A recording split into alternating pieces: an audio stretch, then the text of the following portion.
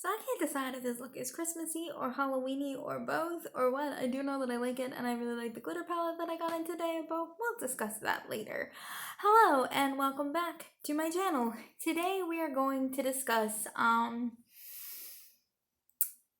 the whole Matt Gaines having a hissy fit and breaking into the SCIF. So yesterday, I woke up kind of late and I woke up to a news alert on my phone saying that a bunch of Republicans had forced their way into the SCIF where they were holding the impeachment inquiry.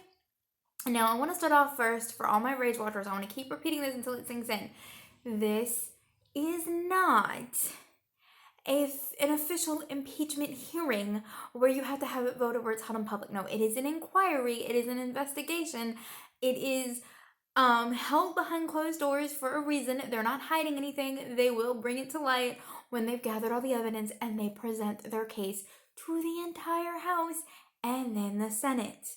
That is how this works. No one is intentionally trying to hide anything from you, and we will get into that, more into that in just a minute, but I wanted to put that out there. Okay, so Matt Gaines and about 24 idiot Republicans decided to go and break into the SCIF, basically force their way into the SCIF.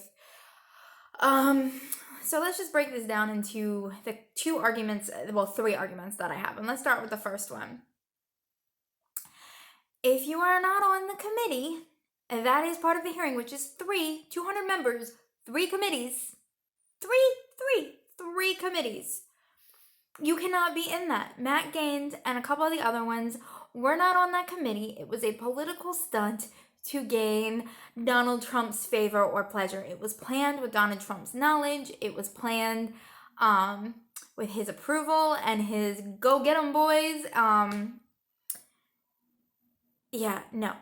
No. If you're not, and these are rules set up by the Republicans in 2015. When they did the Benghazi investigations, they did the exact same thing. Closed behind closed doors, released their findings later. That's how it works. The Republicans are the ones that voted the subpoena power in.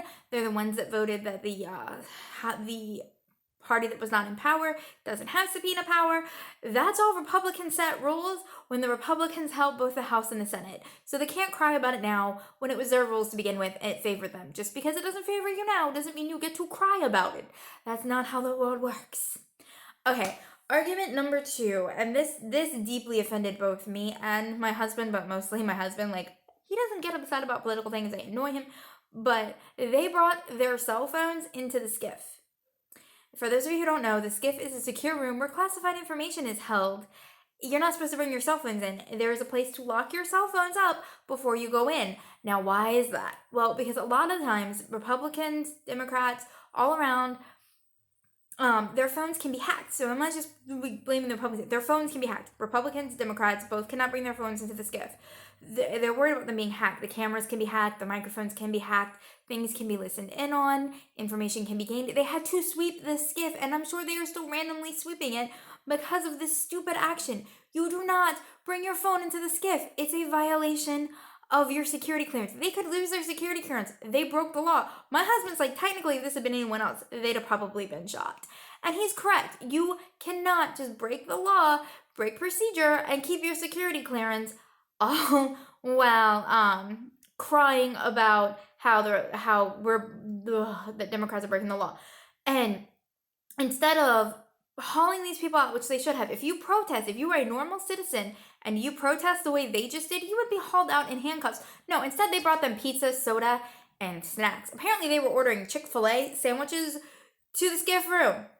That's how insane this has gotten on the Republican side. Instead of arguing the points, instead of talking about the actual issues, they're just bitching about procedure and crying because they want to be in on an investigation that they're not allowed to be in on rules that they set. Okay, now, my third argument, and the one that is absolutely freaking the funniest, is the fact that half of those stupid senators, or not senators, half of the House members that went in on this, they were allowed into the meetings. They were on the committees. They were allowed into the meetings. They've attended several meetings. What? You're saying you're not allowed in when those are meetings you're allowed to attend and ask questions and cross-examine and talk to the witnesses. So, where's your argument that you're not allowed in when you are allowed in?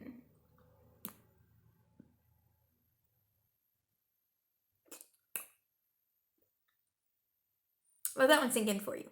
Half of them were allowed in. Half of them were allowed to do the thing. You know, go in and do it. I'm not sure if there should be allowed in anymore. I think once you break the SCIF rules, you shouldn't be allowed in a SCIF, but that's just me. Tell me what you think down in the comments. I know my rage watchers are going to send me lots of hate comments, and that's fine too.